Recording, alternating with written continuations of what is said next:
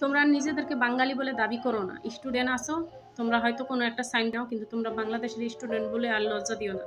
কারণ আমরা যারা প্রবাসী রেমিটেন্স যোদ্ধা তারা না আসলে খুব এখন আমরা বড় করে কথা বলতে পারি না তোমাদের কারণে।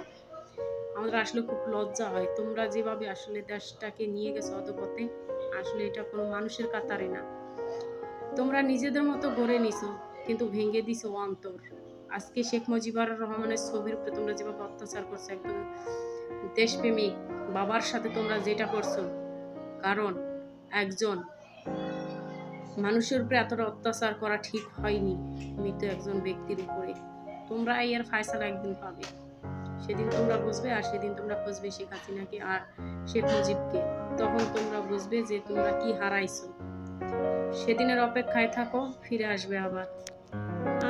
বিএনপির কোনো সন্তান কি পদ্মা সেতু দিয়ে পার হয় না? ঢাকা ভার্সিটিতে কি কোনো বিএনপির সন্তান পড়ে না? ঢাকা কলেজে কি কোনো বিএনপির সন্তান পড়ে না? তারা কি কোনো ডাক্তারি চাকরি করে না? আমি তো এমনও দেখেছি বিএনপির অনেক যারা বিএনপি করে তাদের ছেলে মেয়ে অনেক ভালো ভালো পজিশনে চাকরি করে। সরকারি শেখ হাসিনা যে হসপিটাল বানাইছে, যে কোনো অফিস আদালত, তারা ভালো ভালো পোস্টে চাকরি করে আমি দেখেছি।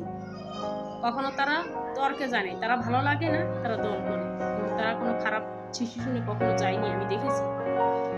আমি আসলে কালকে আমার একটা বন্ধু থেকে যখন জানতে পারলাম যে তারেক জিয়া 10 কোটি টাকা দিছে শুধু চাঁদপুরে, বিএনপির নেতাদেরকে 10 কোটি টাকা দিছে শুধু চাঁদপুরের শহরটা জ্বালাই দিবার জন্য, কিন্তু আমার পায়ের নিচে মাটি সরে গেছে যে তারেক জিয়া লন্ডন থেকে এত বড় হুমকি দিচ্ছে, আর সেটা আমার জাতির বাঙালি।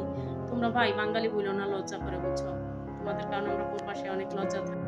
পদ্মা সেতু, খালেদা জিয়া বলেছিল যে পদ্মা সেতু জীবনে হবে না, জোড়াতালি দেওয়া হবে। আমি যখন 2024 সালে যখন আমি বাড়ি যাই, 2023 সালে আমি যখন বাড়ি যাই, আমি আমার জীবনের একটা অভিজ্ঞতা ছিল। আমি যখন আমার বাবা একজন অসুস্থ ছিল, আমার বাবা একজন পোড়া রোগী ছিল, আমি তখন 2020 সালের ঘটনা, 4 ঘন্টা বইয়ে ফেরি দিয়া পার হইয়াছিলাম আমি। তখন আমার বাবার কান্নার শব্দ আমার কলিজা ছিঁড়ে গেছিল।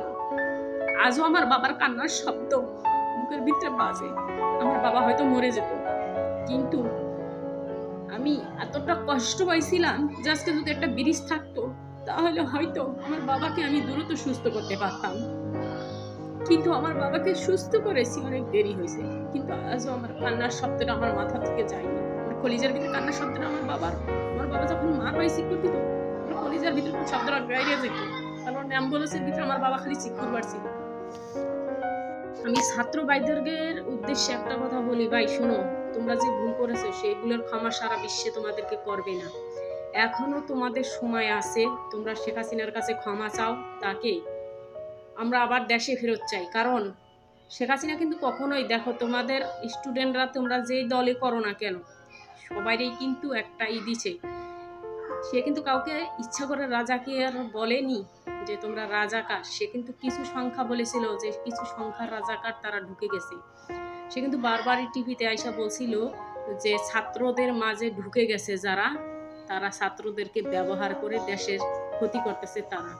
তোমাদের ভুল ছিল যে তোমরা শেখ হাসিনাকে বারবার আহ্বান করতা, তারপরে দেখতে যে সাড়া না দেয়, তখন তোমরা একটা কিছু করলে এটা আমরা মাইনে নিতাম।